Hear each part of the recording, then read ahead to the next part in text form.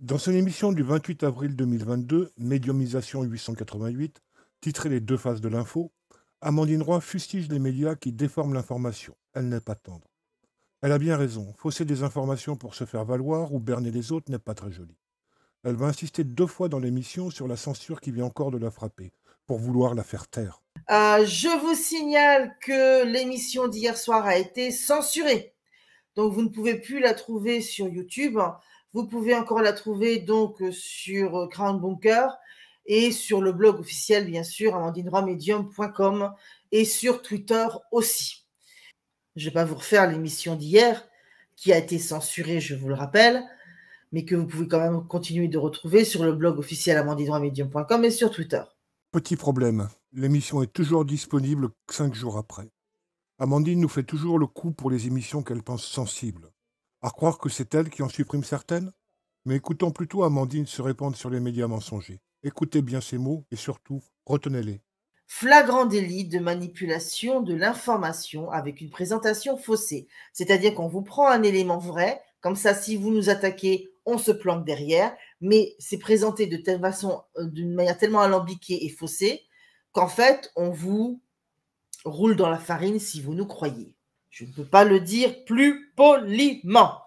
Contrairement à ce que les mainstream poussent la population à faire, à force de présentation faussée et de manipulation de l'information.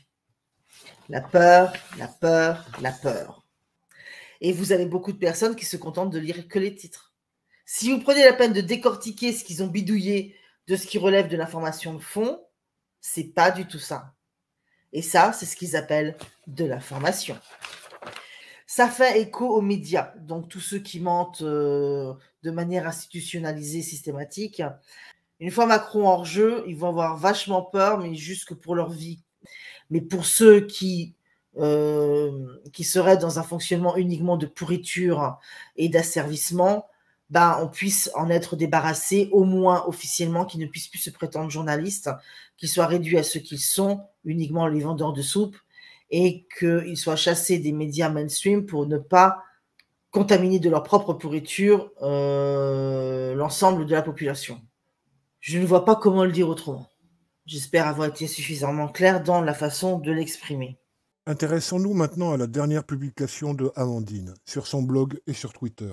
On y parle de la découverte d'un charnier des victimes de la traite des enfants par les forces spéciales russes en Ukraine. Poutine en serait le témoin. On va d'abord s'intéresser à la présence de Poutine sur les lieux. Zoomons sur l'individu. Il y a peut-être une ressemblance, mais ce n'est pas Poutine. D'ailleurs, que ferait Poutine en uniforme de la police nationale ukrainienne? En parlant de police nationale, oui, nous sommes bien en présence de la police nationale ukrainienne. Le mot police est écrit en ukrainien, pas en russe. Intéressons-nous ensuite à cette personne à l'arrière-plan, et particulièrement à l'écusson sur son épaule gauche. Ça n'est peut-être pas très évident, mais c'est le drapeau français. Nous y reviendrons plus tard. Enfin, notons bien ces différents éléments. Les deux personnages avec bonnet et capuche, les couvertures orange, le groupe de personnes en rang comme des militaires, et commençons à faire une recherche inversée par image. On trouve immédiatement cette image sur un site d'information sud-africain. On y retrouve les éléments de notre image précédente. Poutine, cocarde française, bonnet et capuche, couverture orange. La légende de cette photo est médecin légiste français arrivé en Ukraine pour constater les crimes de guerre commis par la Russie dans la région de Boutcha. Elle est créditée Reuters, Valentin Ogirenko. Une consultation sur le site de Reuters des photos prises par Valentin nous permet d'accéder à ces autres photos. On y notera le sigle IRCGN porté par les gendarmes. Il s'agit de l'Institut de recherche criminelle de la Gendarmerie nationale. On y verra la présence d'une église en arrière-plan, église récemment construite à Boutcha, en Ukraine, dont je ne me permettrai pas de prononcer le nom, mais vous trouverez tous les liens en commentaire. Une simple recherche Google avec les mots-clés IRCGN et Ukraine nous permet de trouver rapidement une flopée d'articles nous informant qu'une délégation de médecins légistes et de militaires membres de l'IRCGN vont venir en aide à leurs homologues ukrainiens dans leur enquête sur les crimes de guerre commis autour de Kiev par l'armée russe.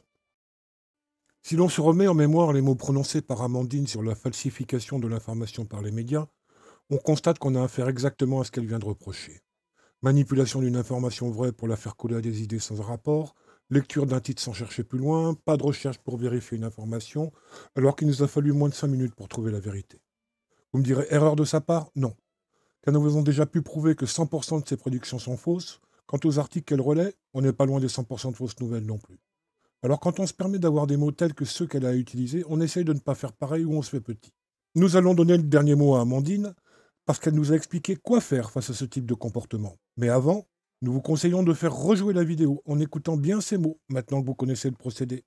Et surtout, qu'est-ce qui compte le plus pour vous? La vérité ou un mensonge qui va dans votre sens? Et ne parlons pas du respect dû aux victimes qui viennent d'être irrespectueusement salies par les propos de Amandine. Paix à leur âme et espérons qu'elles ne viennent pas la visiter. Comment peut-on lutter contre les médias dépendants du système lorsque seuls décident de l'info ou de la Fox? Ils n'existent que parce qu'il y a des personnes qui acceptent de les regarder. Du jour où il n'y a plus personne pour les regarder, ils n'existent plus. Donc la réponse à ta question est en ne les regardant plus. Attends chérie, c'est pas toi qui es censé dire la vérité quand tu causes professionnellement? Faudrait peut-être arrêter d'inverser qui est la victime, qui est le bourreau. Vous mettez tout ça dans la même équation, à moins d'avoir le QI d'une huître. Vous trouvez tout seul la conclusion. Spéciale dédicace